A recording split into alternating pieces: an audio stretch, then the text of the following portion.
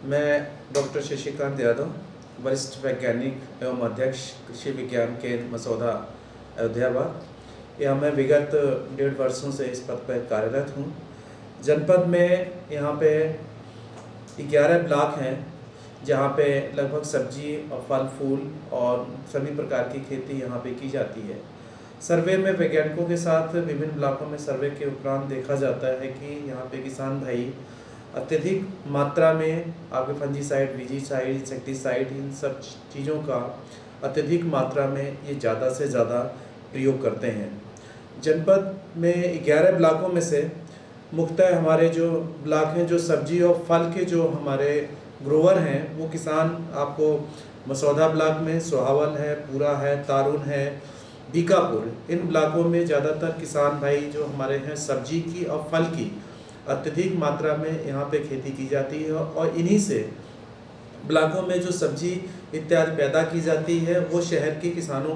के द्वारा जनपद के अन्य लोगों को इसकी पूर्ति की जाती है। सर्वे के दौरान ये देखा जाता है, जब भी किसानों के पास हम लोग फील्ड में जाते हैं, जाना हमारा काम है, दिन प्रतिदिन कोई ना कोई वैज्ञानिक या मैं स्वतः ही 2-4 दिन में हम लोग किसानों के प्रक्षेत्र पे जाते रहते हैं। तो यहाँ पे हम देखते हैं कि ज़्यादातर किसान विभिन्न ऋतुओं में, रबी में, खरीफ में, जायद में विभिन्न प्रकार की जो सब्जियां होती हैं उसके वो उगाते हैं। ज़्यादातर इसमें है लौकी है, खीरा है, कद्दू है, बैगन है, तोरिया है, बोड़ा है, सरपुतिया, जो भी चीज़ें, जो भी जितनी भी सीजनल वेजिटेबल्स होती हैं, ये ज़्यादा से ज़्यादा हाइब्रिड सीड्स का ज़्यादा से ज़्यादा ये प्रयोग करते हैं और इनको कम समय में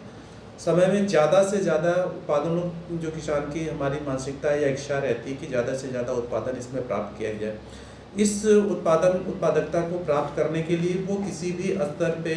जा कर के वो उसमें तरह तरह के अपने स्तर से वो उसमें प्रयोग करते हैं कि मुझे ज़्यादा से ज़्यादा उत्पादकता उसमें प्राप्त हो जाए। उसमें ये किसान भाई कतई ध्यान नहीं देखते कि हम इसमें क्या डाल रहे हैं, कितनी मात्रा में डाल रहे हैं, कितना डालना चाहिए, इसका फसल के ऊपर क्या प्रभाव पड़ेगा, तथा उन फसलों को अगर किसान भाई मार्केट में ले आते हैं तो आम जनता अगर जिसे उसकी मेन ग्राहक होती है वो पड़ती है, उसके ऊपर क्या प्रभाव पड़ता है। अब जैसे आपको सपोज है कि बैगन की देख लीजिए, कद्दू है या भिंडी है, जो भी चीज़ें हैं बाज़ार में, इसमें कीड़े वगैरह का प्रकोप जो होता है इसमें ज़्यादा पड़ता है। तो किसान भाई, हमारे कुछ किसान भाई जो जागरूक हैं वो तो कृषि विज्ञान केंद्र पे आते हैं, हमारे वैज्ञानिकों से जो पादप सुरक्षा से संबंधित हैं, हमलों से संबंधित हैं, आते हैं। उनको जो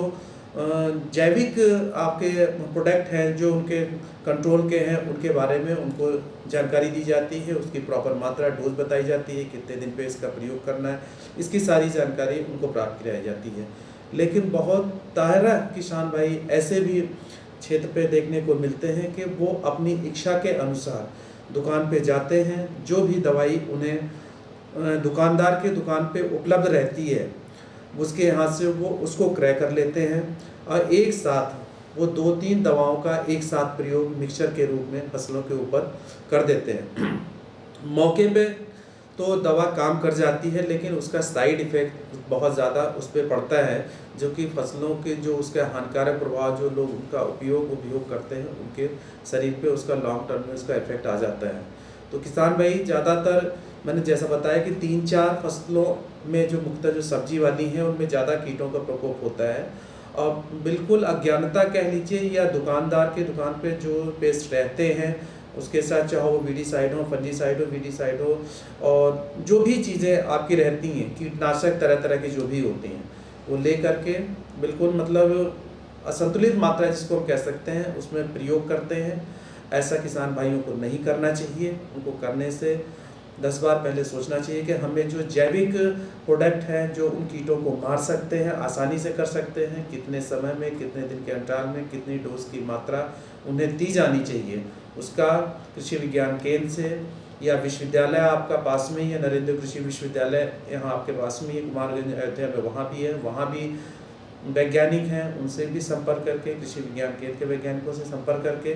संतुलित मात्रा में, ये मैं कहूँगा, जो भी कीटनाशक डालने हैं आपको, वीडीसाइड डालना, फंजीसाइड डालना है, पेस्टिसाइड डालना, जो भी डालना है, बिना उसकी पूर्ण जानकारी प्राप्त किए हुए किस फसल में कौन सी डालनी है, इसका भी विशेष रूप से आपको ध्यान देना है। दुकानदार बस आपको पेस्टिसाइड के नाम पे दे देता है और ये उन्हें कतई ज्ञान नहीं होता है कि इसको किस फसल में इन्हें डालना है। वो अंधाधुंध प्रयोग कर देते हैं। इससे किसान भाइयों के पैसे का भी अपव्यय होता है उनका, भाई ज़्यादा महंगी चीज़ें दवाई ले लेते हैं। और दुकानदार का उद्देश्य तो ज़्यादा से ज़्यादा ये रहता है कि उसके माल विभिन्न कंपनियों के जो भी प्रोडक्ट्स उनके पास दुकान में आते हैं उनका मार्जिन सेल उसमें ज़्यादा इंक्लूडेड रहता है कि वो ज़्यादा से ज़्यादा इसको सेल कर दें और इसका उनको मार्जिन वो अपना तो लाभ दुकानदार को तो प्राप्त हो जाता है। लेकिन किसान भाई मैं फिर कहना चाहूँगा कि वो इन बैलेंस रूप में उसका यूज़ करते हैं और इसका के प्रभाव उस पर पड़ता है। बहुत सी फसलों में ये देखा जाता है कि वो इंजेक्शंस के माध्यम से भी उसमें प्रयोग करते हैं। बहुत से ऑक्सीटोसिन या इस तरह के इंजेक्शन ले करके उनकी जड़ों में या तनों में जो भी होता है उसका प्रयोग करते हैं। आप 2 दिन के बाद ही देखेंगे कि लौकी जैसे यहाँ मचान कल्टीवेशन से ये पैदा करते हैं, लौकी हुआ, खीरा हुआ, तरोई हुआ, सरगुतिया, जो भी चीज़ें सबकी है मचान से करते हैं। जहाँ जहाँ पौधे लगाते हैं यहाँ पे पौधों की जड़ों में मतलब उसके जो तने होते हैं उसमें वो इंजेक्शन लगाने की भी इनकी मानसिकता है कि जल्दी से वो इंजेक्शन लगा देते हैं। बट नेचुरल है कि उनकी वेजिटेटिव ग्रोथ बढ़ जाती है, उनके जो फ्रूट्स रहते हैं वो जल्दी बढ़ तो जाते हैं, लेकिन उसमें जब ऑक्सीटोसिन से या तरह तरह के और भी वैक्सीन उसमें अगर ये लगा देते हैं तो उसके कितने हार्मोनल डिसबैलेंस उस क्रॉप में भी होते हैं। और हम जो अनटिल अनलेस लास्ट में जो उपभोक्ता जो उसको उपभोग करता है उसको कितना बड़ा उसको नुकसान उठाना पड़ता है वहाँ पे। अब ये समझिए अगर कंटिन्यूअस हम इस तरह के इंजेक्शन लगाए हुए वेजिटेबल्स का या फ्रूट्स का हम उपयोग अगर हम करते हैं तो हमारी जो शारीरिक संरचना है एक सीमा तक ही किसी चीज़ को सहन करने की क्षमता रखती है और उसे फिर धीरे धीरे शुरू से प्रयोग करते चले आते हैं तो हमें तरह तरह की बीमारियों से भी हमें भी ग्रसित होना पड़ता है। हमारे लीवर भी खराब हो जाते हैं और तरह तरह की जो भी बीमारियां हमारे अंदर जागृत हो जाते हैं उनका वो लाइलाज बीमारियां हो जाती हैं जिनको कि हम नहीं इलाज करा पाते हैं और अनटिल अनलेस और उस परिवार को उस व्यक्ति से विमुख होना पड़ता है। और इसकी सिर्फ सीधी वजह ये है, मैं तो ये कहना चाहूँगा, ऐसा नहीं कि कोई ऐसा करना चाहता है लेकिन अज्ञानता बस वो तरह तरह के जैसे मैंने बताया कि इंसेक्टिसाइड, पेस्टिसाइड, वीजीसाइड, फंजीसाइड जो भी है उसका हमारे किसान भाई प्रयोग कर देते हैं और उसकी फसल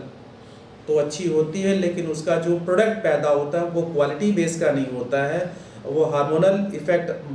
ह्यूमन के बॉडी में जा कर के ज़्यादा इफ़ेक्ट करता है, ये भी करते हैं। और बहुत से आपके फ्रूट्स होते हैं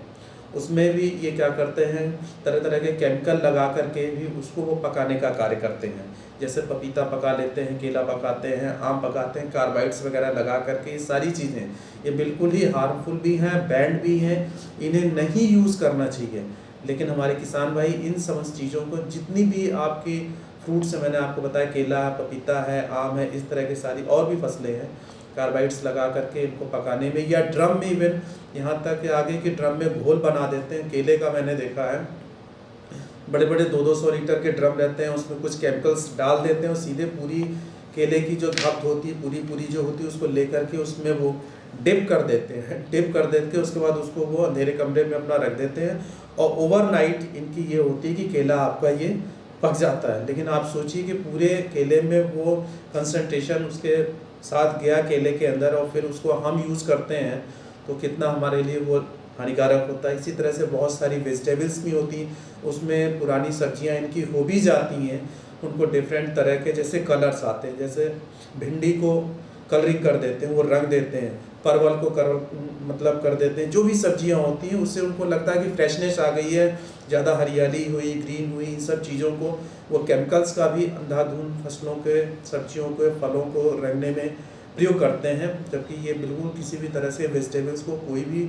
हमें कलर करने का उपयोग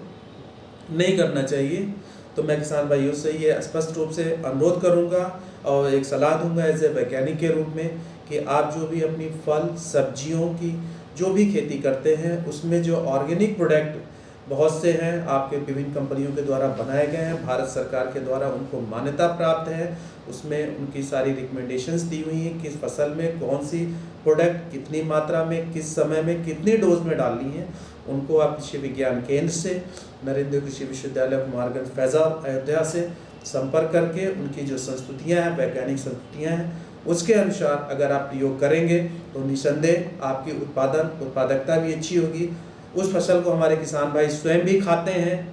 और दूसरों को भी खिलाते हैं तो उनका कोई उस पर हानिकारक उपयोग नहीं आएगा। लास्ट में मैं किसान भाइयों से कहना चाहूँगी, जो भी आप प्रयोग करें आप संतुलित मात्रा में, जो रिकमेंडेड डोजेज दी गई, मात्राएं बताई गई, उसके हिसाब से उसका प्रयोग करें। आप भी खुशहाल रहेंगे, हम भी खुशहाल रहेंगे, हमारा देश भी खुशहाल रहेगा। धन्यवाद।